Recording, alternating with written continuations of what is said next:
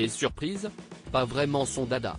Pourtant, Pascal Obispo a eu le droit à une sacrée dose de stupeur et de bonheur alors qu'il se rendait sur un plateau d'enregistrement, dans les studios de France 3.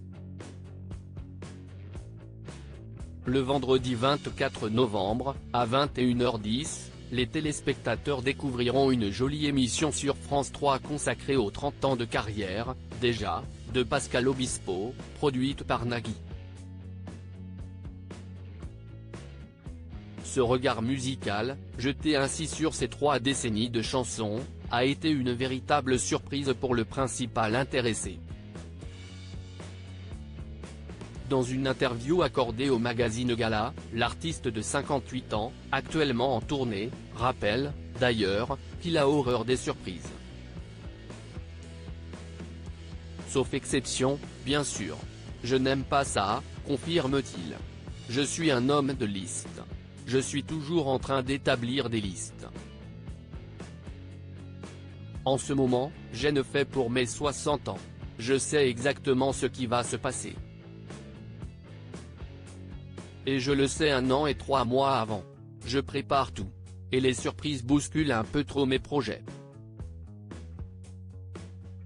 Force est de constater que celle qui a été concoctée dans son dos, en son honneur sur France 3, lui a fait grand plaisir et l'a ému aux larmes.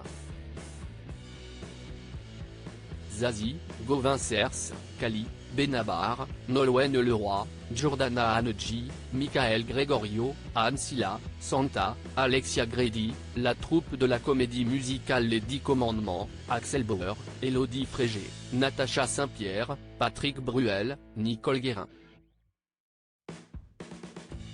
Ils sont très nombreux à avoir répondu à l'appel, le jour de l'enregistrement de l'anniversaire surprise. Pascal Obispo pensait participer à une simple émission de divertissement animée par Nagui quand il a découvert le pot rose. Au programme, beaucoup de musique, beaucoup de surprises et beaucoup d'émotions, à travers, notamment, ses plus grands succès. Il y a un invité dont la présence l'a particulièrement bouleversé.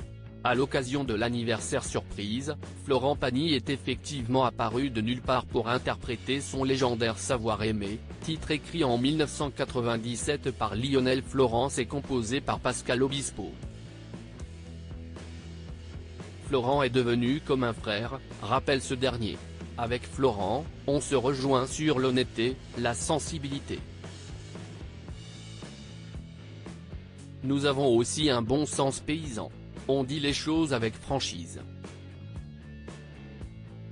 Et puis, il est fidèle en amitié. Sa présence m'a touché.